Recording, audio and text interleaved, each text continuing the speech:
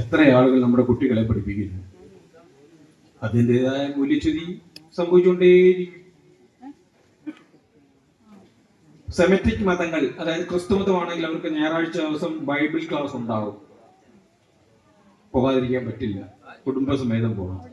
ഇല്ലെങ്കിൽ അടക്കാൻ പറ്റില്ല, പള്ളിയിൽ അടക്കില്ല. അതിന് പ്രത്യേക സ്ഥലം അവർ പറഞ്ഞിട്ടുണ്ട്, അതിന് പ്രത്യേക പേരുമാണ്. മുസ്ലിം സമുദായത്തിലുള്ള സെമറ്റിക് മതങ്ങളിലുള്ള മുസ്ലിം സമുദായത്തിലുള്ളവരാണെങ്കിൽ എല്ലാ ദിവസവും രാവിലെ സ്കൂളിൽ പോകുന്നതിന് മുമ്പ് 1 മണിക്ക് പള്ളിപ്പുരയിൽ പോയി വിശുദ്ധ ഖുർആൻ ഓതണം, അത് പഠിക്കണം. അത് ഒരു ചട്ടക്കൂടുള്ള ഫ്രെയിമിൽ നിന്നോണം. സനാതന ധർമ്മത്തിൽ അഭിമാനിക്കുന്ന, ഹിന്ദുവാണെന്ന് അഭിമാനിക്കുന്ന നാം ഓരോരുത്തരും നമ്മുടെ കുട്ടികളെ ഇത് പഠിപ്പിക്കുവാൻ എവിടെ വിടുന്നു? ഒരു നിമിഷമെങ്കിലും. വീട്ടിലാണെങ്കിൽ നാമം ചൊല്ലലില്ല. രാവിലെ വൈകിട്ട് വിളക്കത്തിക്കൂത്തി ചോദിച്ചാൽ തന്നെ പല വീടുകളിലും സന്ധ്യാ പ്രാർത്ഥനകളും വിളക്കത്തിപ്പും ഇല്ല. അപ്പൊ എങ്ങനെയാണ് പിന്നെ ഈ സനാതന ധർമ്മത്തെ കുറിച്ച് നമ്മുടെ കുട്ടികൾ പഠിക്കുന്നത്? അതുകൊണ്ട് ക്ഷേത്ര ഭാരവാഹികളാകുന്ന ആരാധ്യരായ ഓരോരുത്തരോടും എനിക്ക് പറയാനുള്ളത്, എന്നെ കേൾക്കുന്ന നിങ്ങളോട് എനിക്ക് പറയാനുള്ള ഒറ്റ കാര്യമുള്ളൂ.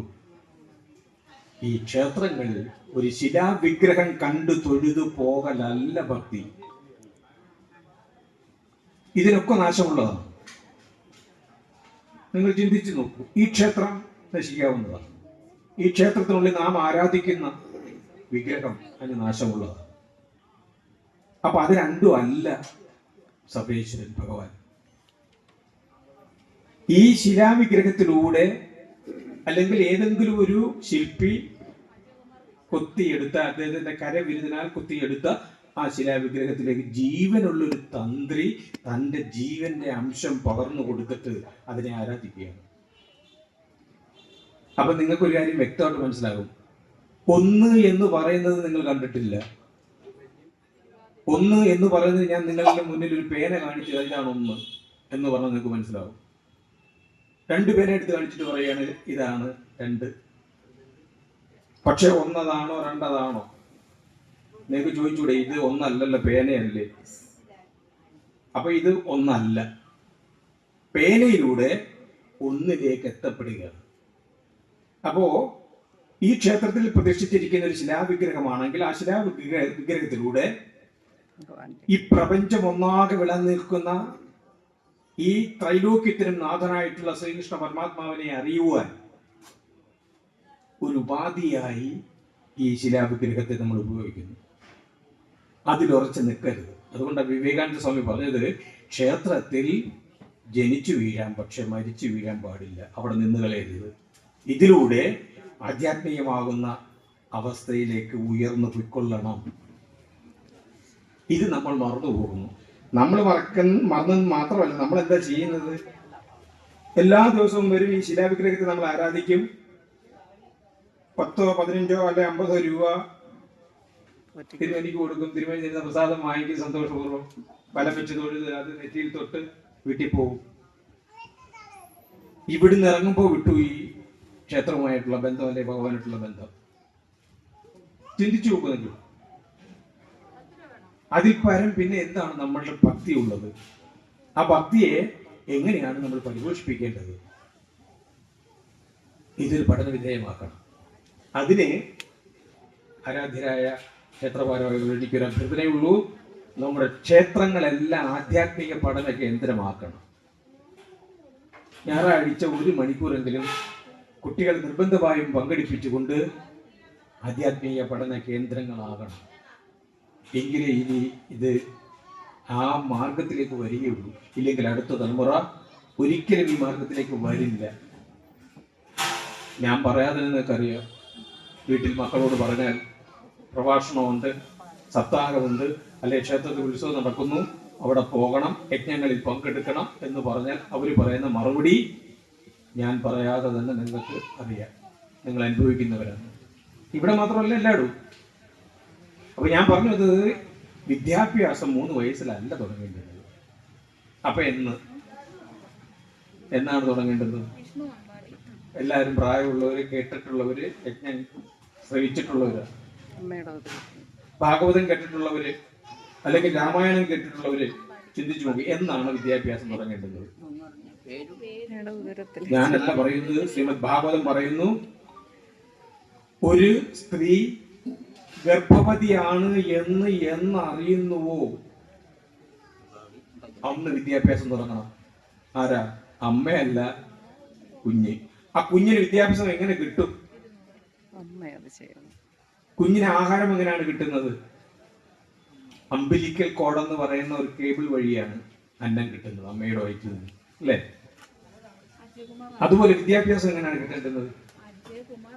അമ്മ ഗർഭവതിയാണെന്ന് അറിയുന്ന അന്നു മുതൽ രാവിലെയും വൈകുന്നേരവും സദാസമയവും നാമസങ്കീർത്തനം ഉറക്കെ ഉദരത്തിൽ വളർന്നു വരുന്ന കുഞ്ഞ് കേൾക്കുന്ന തരത്തിൽ ഉറക്കെ നാമജപം നടത്തണം. അങ്ങനെ നാമജപം നടത്തിയാൽ ആ ഗർഭോദരത്തിൽ കിടന്നുകൊണ്ട് ആ കുട്ടി ഇത് കേൾക്കുക മാത്രമല്ല, അത് ആ വഴിയേ വരും. ഇത് കൊച്ചിറ കാളീശ്ശേരി ആശ്രമത്തില് അവിടുത്തെ പഠിതാക്കളായി വന്നിട്ടുള്ള ചെറുപ്പക്കാരായ പെൺകുട്ടികളിൽ അവർക്ക് ഈ മാർഗം പറഞ്ഞു കൊടുത്തു. 3-ാം മാസം മുതൽ അവര് ലളിതാ സഹസ്രനാമം, വിഷ്ണു സഹസ്രനാമം, ഭാഗവതം, ഭഗവത്ഗീത, രാമായണം ഉറക്കെ വായിച്ചു. പ്രസവിച്ച് 7-8 ദിവസം കഴിയുമ്പോൾ ആ കുഞ്ഞുമായി ആ വീട്ടിൽ വന്ന് അവിടെ കിടക്കുന്ന സമയത്ത്, അല്ല ഉറങ്ങുന്ന സമയത്ത്, അന്ന് ചൊല്ലിയ ഏതെല്ലാം നാമം ഉണ്ടോ, സഹസ്രനാമം ഉണ്ടോ, അല്ലെങ്കിൽ ഭാഗവതം ഉണ്ടോ, അല്ലെ ഭാഗവത കീർത്തനമുണ്ടോ, ഇനി ഒന്നും വേണ്ട, കലിസന്ധരണോ ഉപനിഷത്തായാലും മതി. കലിസന്ധരണ ഉപനിഷത്ത് പറഞ്ഞാൽ കലി ബാധിക്കാതിരിക്കാനുള്ള ഒരു ഉപനിഷത്തുണ്ട്. ബ്രഹ്മദേവൻ തന്റെ പുത്രനാകുന്ന നാരദ മഹർഷിക്ക് ഭൂമിയിലേക്ക് പോകാനായിട്ട് ഒരുങ്ങുമ്പോ കലി ബാധിച്ച ഭൂമിയിൽ എന്നെ കലി ബാധിക്കാതിരിക്കാൻ എന്ത് ചെയ്യണമെന്ന് നാരദ മഹർഷി അച്ഛനാകുന്ന ബ്രഹ്മദേവനോട് ചോദിച്ചു. അപ്പൊ പറഞ്ഞു, ഷോഡശാക്ഷര മന്ത്രം എന്ന് പറഞ്ഞാൽ ഒരു ഉപനിഷത്താണ്. ആ ഉപനിഷത്തിനെ നിങ്ങൾക്കെല്ലാം അറിയാം, പക്ഷെ ആരും അതിന് പ്രാധാന്യം കൊടുക്കാറില്ല. കലി ബാധിക്കത്തേയില്ല. അതാണ് ഹരേ രാമ രാമ രാമ ഹരേ ഹരേ, ഹരേ കൃഷ്ണ കൃഷ്ണ കൃഷ്ണ ഹരേ ഹരേ.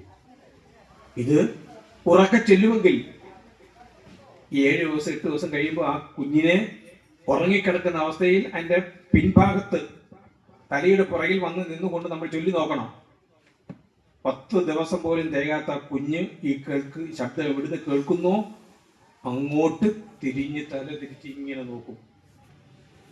അതാണ് ഗർഭോദര വിദ്യാഭ്യാസത്തിന്റെ പ്രാധാന്യം. ഇത് അനുഭവിച്ചറിഞ്ഞ ഒത്തിരി കുട്ടികൾ നല്ല മിടുക്കരായിട്ട് വളർന്നു വരുന്നു. അപ്പോ 3 വയസ്സിലല്ല വിദ്യാഭ്യാസം തുടങ്ങേണ്ടത്, എന്നാണ് ഗർഭോദരത്തിൽ. അപ്പൊ ഇത് പറയുമ്പോ അടുത്ത ചോദ്യം വരും, അത്രയും കാലം വിവാഹം നടക്കുന്നിടം വരെയും നാമം ചൊല്ലിയിട്ടില്ല, വിളക്ക് കത്തിച്ചിട്ടില്ല, അങ്ങനെ ഒരു കുട്ടിയെ എങ്ങനെയാണ് പിന്നീട് ചൊല്ലിക്കുന്നത്? അതിനാരാണ് കുറ്റക്കാരൻ? ആരാണ്? ആ കുട്ടിയെ കുട്ടിക്കാലം മുതലേ അതിനെ ശീലിപ്പിക്കാത്ത അച്ഛനും അമ്മയും തന്നെയാണ്. നിങ്ങളുടെ വീട്ടിൽ കുട്ടി ഉണ്ടെങ്കിൽ ആ കുട്ടിയെ കൊണ്ട് അച്ഛന്റെ പാദ നമസ്കാരം ചെയ്യിക്കണം, അമ്മയുടെ പാദ നമസ്കാരം ചെയ്യിക്കണം, അപ്പൂപ്പന്റെയും അമ്മൂമ്മയുടെയും പാദ നമസ്കാരം ചെയ്യിക്കണം. അങ്ങനെ ചെയ്യിച്ചാൽ അവർ ഒരിക്കലും വഴിതെറ്റില്ല. അപ്പൊ ആരെയാണ് കുറ്റം പറയേണ്ടുന്നത്? രക്ഷകർത്താക്കളെ തന്നെയാണ്. അത് വരാതിരിക്കണമെങ്കിൽ ഇത്തരം കാര്യങ്ങൾ ക്ഷേത്രങ്ങളിൽ ഉദര വിദ്യാഭ്യാസമാക്കി മാറ്റണം, അല്ലെങ്കിൽ ആധ്യാത്മിക പഠന കേന്ദ്രങ്ങളാക്കി മാറ്റണം. അപ്പൊ ആധ്യാത്മിക പഠന കേന്ദ്രമാണെങ്കിൽ മാത്രമേ ഇത് പറഞ്ഞു കൊടുത്ത് ചെയ്യിക്കാൻ പറ്റൂ. ഇല്ലെങ്കിൽ ഇതുപോലെ വർഷത്തിലൊരു പ്രാവശ്യം ഒരു പ്രഭാഷണം കേൾക്കും, ഓരോ ദിവസവും ഓരോ വിഷയമായ ആളുകൾ വരും. ഇന്നലെ പറഞ്ഞ ആളിനെ ആ രീതി ആയിരിക്കത്തില്ല ഇന്ന് പറയുന്നത്, ഇന്നലെ പറഞ്ഞ ആളിനെ ശരി ഇന്നെന്ന് പറയുന്ന ആളുടെ തെറ്റാകാം. അപ്പൊ അങ്ങനെ പല രീതിയിൽ കേൾക്കുന്നവർക്ക് ഒരു കൺഫ്യൂഷൻ ഉണ്ടായി ഇവിടുന്ന് പോകാം. അല്ലാതെ എന്താണ് നമുക്ക് ആത്യന്തികമായിട്ട് ഈ ഒരു പ്രഭാഷണത്തിൽ നിന്ന് മനസ്സിലാവുന്നത്? ഇവിടെ തന്നേക്കുന്ന വിഷയം ഗീത, ധർമ്മോ, ഭാഗവതമാണ്. വളരെ ലളിതം. ആ ഭാഗവതം തന്നെ പറഞ്ഞാൽ കിളിപ്പാട്ട് പറഞ്ഞാൽ ആളുകൾക്ക് മനസ്സിലാകത്തില്ല. ഭഗവത്ഗീത കുറെ ശ്ലോകങ്ങൾ കാണാതെ പഠിച്ച് കുറെ പേര് വെച്ചിട്ടുണ്ട്. പക്ഷെ ഇതിൻ്റെയൊക്കെ ആത്യന്തികമായ അർത്ഥതലങ്ങൾ എന്താണെന്ന് അവർ മനസ്സിലാക്കിയിട്ടില്ല. അപ്പൊ ശരിക്കും പറഞ്ഞാൽ കിളിപ്പാട്ട് എന്താണെന്ന് ചോദിച്ചാൽ മലയാളം ഭാഗവതം, മലയാളം രാമായണം എന്ന് പറയുന്ന ആളുകളാണ് ഭൂരിഭാഗവും. എന്താണ് കിളിപ്പാട്ട്? എഴുത്തച്ഛൻ അധ്യാത്മ രാമായണത്തെ കിളിപ്പാട്ട് രൂപത്തിലാക്കി മലയാളീകരിച്ചു എന്നാണ് എല്ലാവരും പറയുന്നത്. ഭാഗവതത്തെയും എഴുത്തച്ഛൻ കിളിപ്പാട്ട് രൂപത്തിലാക്കി. ഒരു കാര്യം ഞാൻ ചോദിക്കുകയാണ്, ആർക്കെങ്കിലും പറയാമോ എന്താണ് കിളിപ്പാട്ട്? കിളിപ്പാട്ട് ഭാഗവതം നമ്മൾ പറയുന്നു, മൂലഭാഗവതവും കിളിപ്പാട്ട് ഭാഗവതവും. അപ്പൊ കിളിപ്പാട്ട് എന്താണെന്ന് ചോദിക്കുമ്പോൾ നിങ്ങളാരും പറയത്തില്ല, അറിയാമെങ്കിലും പറയത്തില്ല. ഒരു സ്ഥിരം രീതിയാണത്. പ്രഭാഷണം നടക്കുമ്പോൾ തൊട്ടടുത്തിരിക്കുന്ന ആളുകളോട് എന്തെങ്കിലും കാര്യങ്ങൾ ചോദിച്ചാൽ ആരും പറയത്തില്ല. കാര്യം പറയുന്നവര് പറഞ്ഞിട്ട് പോട്ടെ, ഇതൊരു പ്രഭാഷണം എടുക്കേണ്ട, സത്സംഗമായിട്ട് എടുത്താൽ മതി. സത്തുക്കൾ തമ്മിൽ കൂടി ചേർന്നുകൊണ്ട് സനാതന ധർമ്മത്തിന്റെ പാഠങ്ങള് ചർച്ച ചെയ്യുക, അത്രമാത്രം ഉദ്ദേശിക്കുന്നുള്ളൂ. അപ്പോ ഇത് കുറെ കാര്യങ്ങളെങ്കിലും നമ്മൾ മനസ്സിലാക്കിയിരിക്കണം. ഭഗവാൻ ഇതെല്ലാം തന്നു. ഇതൊന്നും മറ്റു ഋഷികന്മാരല്ല തന്നത്. ഇവിടെ തന്നേക്കുന്ന വിഷയം അതിനേക്കാൾ മുമ്പിന് ഒരു കാര്യം ഭഗവാൻ നമുക്ക് തന്നു. 2 കാര്യങ്ങളാണ് ഭഗവാൻ നേരിട്ട് ഉപദേശിച്ചത്. അതേതൊക്കെയാ? 2 വിഷയങ്ങൾ ശ്രീകൃഷ്ണ ഭഗവാൻ നമുക്കായി നേരിട്ട് ഉപദേശിച്ചു. ഒന്ന് ചതുശ്ലോകി ഭാഗവതം. ഇതാണ് യഥാർത്ഥത്തിൽ ആദ്യമായി നമുക്ക് കിട്ടുന്നത് ഭഗവാനിൽ നിന്നും. എല്ലാരും പറയും സനാതനധർമ്മത്തിന്റെ ആധികാരിക ഗ്രന്ഥം ഏതെന്ന് വെച്ചാൽ ഉടൻ പറയും വേദമാണ്. 4 വേദങ്ങൾ. ആദ്യം വേദം 3 ഉണ്ടായിരുന്നു. വേദത്രേഹ എന്ന് പറഞ്ഞത് അഥർവം ഉണ്ടായിരുന്നില്ല. പിന്നെ ബാക്കിയുള്ള വേദങ്ങൾക്ക് വേണ്ടിയിട്ട് അതിന്റെ സൂക്തങ്ങളും ഒക്കെ ഉൾപ്പെടുത്തിക്കൊണ്ട് ക്രിയാകർമ്മത്തിന് വേണ്ടിയിട്ട് അഥർവം കൂടെ ഉണ്ടാക്കി. ഇത് 4 മുഖങ്ങൾ, അതായത് ബ്രഹ്മദേവന്റെ 4 മുഖങ്ങളിൽ നിന്നാണ് ഉണ്ടായിരിക്കുന്നതെന്നാണ് പറയുന്നത്. എന്നാൽ ബ്രഹ്മദേവനെ സൃഷ്ടിച്ചു കഴിഞ്ഞു, ബ്രഹ്മദേവനെ സൃഷ്ടി ഏൽപ്പിച്ചു. ബ്രഹ്മദേവൻ സൃഷ്ടി ചെയ്യാൻ വേണ്ടിയിട്ട് എങ്ങനെയാണ് സൃഷ്ടി നടത്തേണ്ടുന്നത് എന്നൊക്കെ ചിന്തിക്കുന്ന സമയത്താണ് ഭഗവാൻ ബ്രഹ്മദേവന് നേരിട്ട് ഉപദേശിച്ചു കൊടുത്തു 4 ശ്ലോകങ്ങൾ. അതിനെയാണ് ചതുശ്ലോകി ഭാഗവതം എന്ന് പറയുന്നത്. അപ്പൊ ആദ്യം ഉണ്ടായത് ചതുശ്ലോകി ഭാഗവതം. 4 ശ്ലോകങ്ങളെ ഉണ്ടായിരുന്നുള്ളൂ. അത് നിങ്ങൾക്ക് അറിയണമെന്നുണ്ടെങ്കിൽ ശ്രീമദ് ഭാഗവതം 2-ാമത്തെ സ്കന്ധം, ദ്വിതീയ സ്കന്ധം 9-ാമത്തെ അധ്യായം 32, 33, 34, 35 ഇങ്ങനെ 5 ശ്ലോകങ്ങൾ. 32-ാമത്തത് 33, 34, 35 4 ശ്ലോകങ്ങൾ. ഈ 4 ശ്ലോകങ്ങളാണ് യഥാർത്ഥത്തിൽ ആദ്യം ശ്രീകൃഷ്ണ പരമാത്മാവ് ബ്രഹ്മദേവന് ഉപദേശിച്ചു കൊടുക്കുന്നത്. ആ ബ്രഹ്മദേവന് ഉപദേശിച്ചു കൊടുത്ത ഭാഗവതം ബ്രഹ്മദേവൻ തന്റെ പുത്രനാകുന്ന നാരദ മഹർഷിക്ക് ഉപദേശിച്ചു. നാരദ മഹർഷി അത് വ്യാസ മഹർഷിക്ക് ഉപദേശിച്ചു. വ്യാസ മഹർഷി ഇത് ഉപദേശം കിട്ടി 4 ശ്ലോകങ്ങളെ ഉണ്ടായിരുന്നുള്ളത് പഠനവിധേയമാക്കി. പക്ഷെ അത് അങ്ങനെ തന്നെ പഠിച്ചു വെച്ചു. അതിനുശേഷമാണ് 17 പുരാണങ്ങൾ എഴുതിയത്. 17 പുരാണങ്ങൾ എഴുതി. പക്ഷേ വ്യാസ മഹർഷിക്ക് ഒരു സന്തോഷം തോന്നിയില്ല, മോദം തോന്നിയില്ല. 17 പുരാണങ്ങള് പഞ്ചലക്ഷണപ്രോക്തം, 5 ലക്ഷണത്തോടു കൂടിയ 17 പുരാണങ്ങൾ എഴുതി. പക്ഷേ എന്നിട്ടും തൃപ്തി വരാതിരിക്കുന്ന സമയത്ത് നാരദ മഹർഷിയെ കണ്ടു. അപ്പൊ ചോദിച്ചു, ഇത്രയൊക്കെ ഞാൻ എഴുതിയിട്ടും വേദത്തെ 4 പകുത്തു, 4 ശിഷ്യന്മാരെ ഏൽപ്പിച്ചു, ഇതിഹാസ പുരാണങ്ങൾ എഴുതി, പക്ഷേ എനിക്ക് ഒരു സന്തോഷവും തോന്നുന്നില്ല. എന്തുകൊണ്ടാണ് മുനി എന്ന് നാരദ മഹർഷിയോട് ചോദിച്ചപ്പോൾ പറഞ്ഞു, ഏതൊന്നാണോ എഴുതിയാൽ പിന്നെ എഴുതേണ്ടതായിട്ടില്ലാത്തത് അത് ഇതുവരെ എഴുതിയിട്ടില്ല. ഏതൊന്നാണോ എഴുതി കഴിഞ്ഞാൽ പിന്നെ എഴുതേണ്ടതായിട്ടില്ലാത്തത്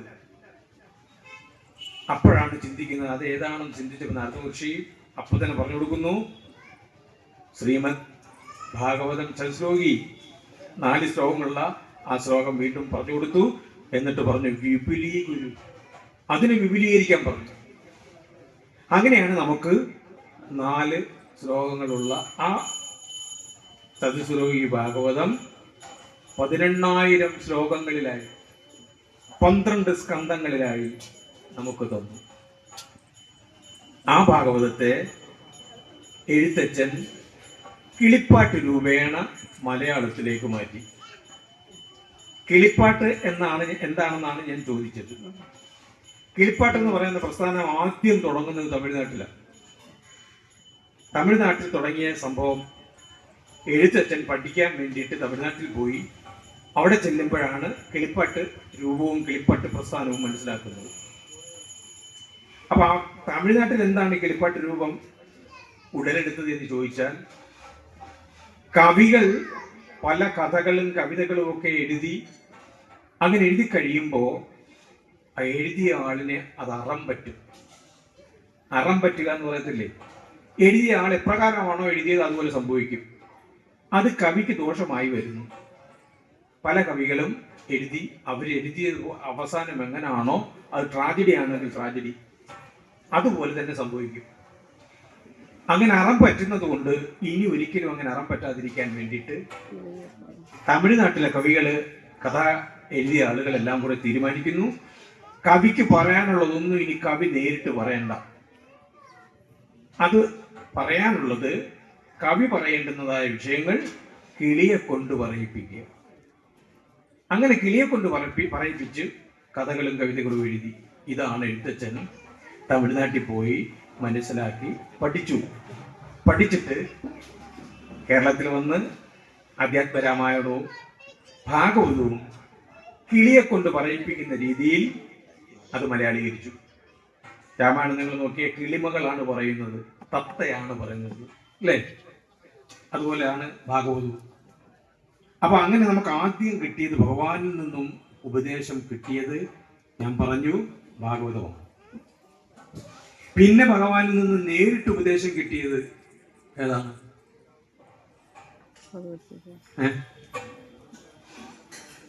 ആരും അറിയാത്തത് കൊണ്ടാണോ അതോ മനഃപൂർവ്വം പറയാതിരിക്കുന്നതാണോ? അതിനും മറുപടിയില്ല. ആരെങ്കിലും ഇതിനും പറഞ്ഞുകൂടെ? ഇതൊരു സത്സംഗമല്ലേ, ഗീതയാണോ? രണ്ടാമതായിട്ട് നമുക്ക് ഭഗവാൻ ഉപദേശിച്ചു തന്നത് ഭഗവത്ഗീത. അതിന്റെ ധർമ്മമാണ് പറയാൻ പറഞ്ഞത് വിഷയം. ഭഗവത്ഗീതയുടെ ധർമ്മമൊക്കെ പറഞ്ഞു തീർക്കുക എന്ന് പറയുന്നത് വളരെ ദുഷ്കരമാണ്. ഒരു ശ്ലോകം പോലും വ്യാഖ്യാനിച്ചാൽ തീരാൻ ബുദ്ധിമുട്ടാണ്, ഈ 1 മണിക്കൂറോ 2 മണിക്കൂറോ ഒക്കെ കൊണ്ട്. അപ്പൊ അതുകൊണ്ടാണ് ഞാൻ ഈ ജനറലൈസ് ചെയ്തിട്ട് ആ ഭഗവത്ഗീതയിലെ മർമ്മപ്രധാനമായ 3-4 ശ്ലോകങ്ങൾ അതിന്റെ തത്വങ്ങളും പറയാമെന്ന് വിചാരിച്ചു. എത്ര മണിക്കാണ് നമ്മുടെ പ്രഭാഷണം നിർത്തുന്നത്? 8:30-ക്കാണോ? 8:30. ഇപ്പൊ തന്നെ 7:45. ഇനി ഒരു 3/4 മണിക്കൂർ. ഭഗവാന്റെ അനുഗ്രഹം കൊണ്ട് നമുക്ക് ഒക്കുന്ന കാര്യങ്ങൾ പറഞ്ഞിട്ട് അപ്പൊ ഇങ്ങനെയൊക്കെയുള്ള വിഷയങ്ങൾ തരുമ്പോൾ 2 ദിവസമെങ്കിലും തരണം മിനിമം. നിങ്ങൾക്കൊരു ബുദ്ധിമുട്ടുമില്ല. KSRTC ബസ്സുണ്ട്, കരുനാഗപ്പള്ളിയിൽ ഞാനിവിടെ ഇറങ്ങും, തിരിച്ചു ഞാൻ അങ്ങ് പോകും. ഒരു പ്രതീക്ഷയിലൂടെ അല്ല ഇതിന് വരുന്നത്. ഈ കണ്ണന്റെ അനുഗ്രഹം മാത്രം മതി. ഈ 1.5 മണിക്കൂറിൽ 2 മണിക്കൂർ പ്രഭാഷണം നടത്തിയാൽ 2 മണിക്കൂറെങ്കിലും എനിക്ക് ഭൗതികമാകുന്ന ലൗകികമാകുന്ന വിഷയങ്ങളിൽ നിന്ന് എൻ്റെ മനസ്സിനെ മാറ്റാം. നിങ്ങൾ കേൾക്കാതിരിക്കുക. ഞാൻ ഈ സമയം വേറെ ഒന്നും ചിന്തിക്കത്തില്ല. എൻ്റെ വീട്ടുകാര്യമോ ഒരു കാര്യം, കുടുംബകാര്യങ്ങളോ ഒന്നും മറ്റും ദുഷിച്ച ചിന്തകൾ എന്നിൽ വരില്ല. ഇതിലാണ് എൻ്റെ ശ്രദ്ധ. അതിനു വേണ്ടിയിട്ടാണ് ഇങ്ങനെ ഈ എളിയ പ്രഭാഷണത്തിന് വരുന്നത്. എവിടെ വിളിച്ചാലും പോകും, ഒന്നും പ്രതീക്ഷിച്ചിട്ടുണ്ടല്ലോ, ഒന്നും വായിക്കാറില്ല. അപ്പൊ ഞാൻ പറഞ്ഞു വന്നത്, രണ്ടാമത് നമുക്ക് തന്ന ഉപദേശം ഭഗവത്ഗീതയാണ്. നോക്കണേ, ആദ്യം തന്നത് ഭാഗവതമാണ്, അത് ചതുശ്ലോകിയായിരുന്നു. പിന്നെ നമുക്ക് തന്നത് ഭഗവത്ഗീതയാണ്, അത് 700 ശ്ലോകങ്ങൾ, അല്ലെങ്കിൽ 701 പറയുന്നില്ല. ആയിക്കോട്ടെ, തർക്കം വേണ്ട. ഇതാണ് തന്നത്. 18 അധ്യായങ്ങൾ. ഈ 18 അധ്യായങ്ങളിലെ ഞാൻ പറഞ്ഞു ഏറ്റവും കൂടുതൽ എല്ലാം പ്രധാനപ്പെട്ടതാണ്, ഒന്നും ഒഴിവാക്കാനില്ലാത്തതാണ്. പക്ഷേ ഏറ്റവും മർമ്മപ്രധാനമായത് 11-ാം അധ്യായം. ചിലർ പറയും 2-ാം അധ്യായമാണ്, പക്ഷെ അതെല്ലാവർക്കും മനസ്സിലാകത്തില്ല പെട്ടെന്ന്. സാഖ്യയോഗമാണ്. സ്ഥിതപ്രജ്ഞനാരെന്നാണ് 2-ാം അധ്യായത്തിൽ പറയുന്നത്. അപ്പോൾ നിങ്ങൾ മനസ്സിലാക്കുന്ന ഒരു കാര്യം, ഭഗവത്ഗീത പഠിക്കാൻ ഒരുങ്ങുന്ന ഒരാള് ആദ്യം തന്നെ 1-ാമത്തെ അധ്യായം അല്ലെ 2-ാമത്തെ അധ്യായം 3-ാമത്തെ അധ്യായം അങ്ങനെ പഠിച്ചു പോകരുത്. മിക്കവാറും നിങ്ങളത് വഴിയിൽ നിർത്തി മടക്കും. നിങ്ങൾക്ക് ഭഗവത്ഗീത പഠിക്കണമെന്ന് ആഗ്രഹമുണ്ടെങ്കിൽ ആദ്യം